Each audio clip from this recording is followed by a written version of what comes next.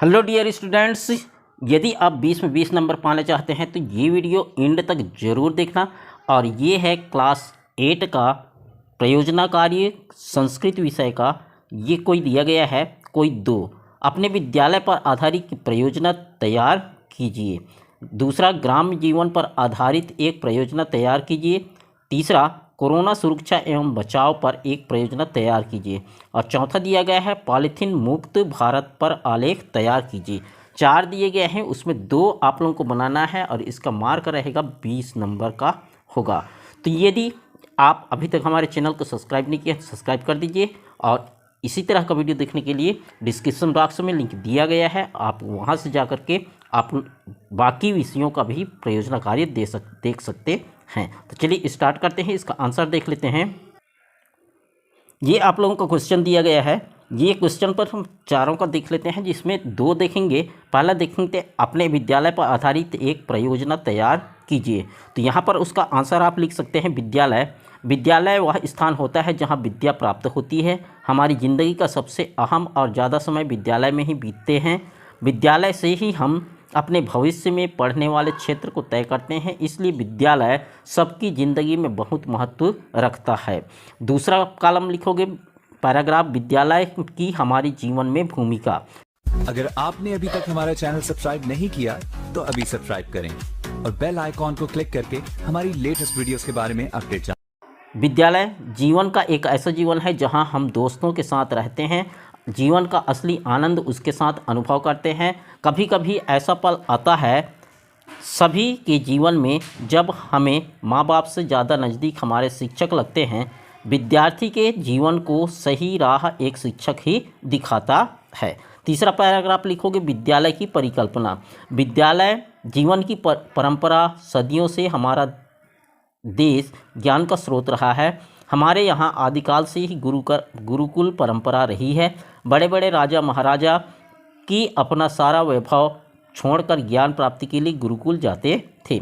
विद्यालय शिक्षा की गुणवत्ता में सुधार की देश के प्रधानमंत्री श्री नरेंद्र मोदी ने अपने एक मन की बात में गुणवत्ता के महत्व पर जोर दिया था।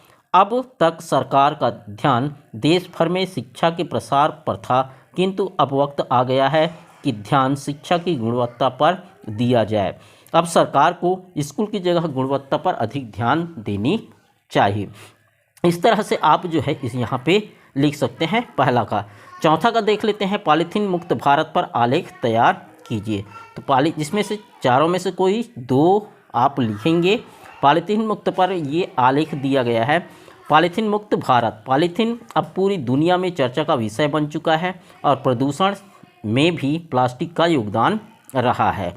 आज अगर हमने प्लास्टिक का उपयोग बंद नहीं किया तो आने वाले समय में भविष्य में प्लास्टिक का एक बहुत बड़ा चिंता का विषय बन जाएगा।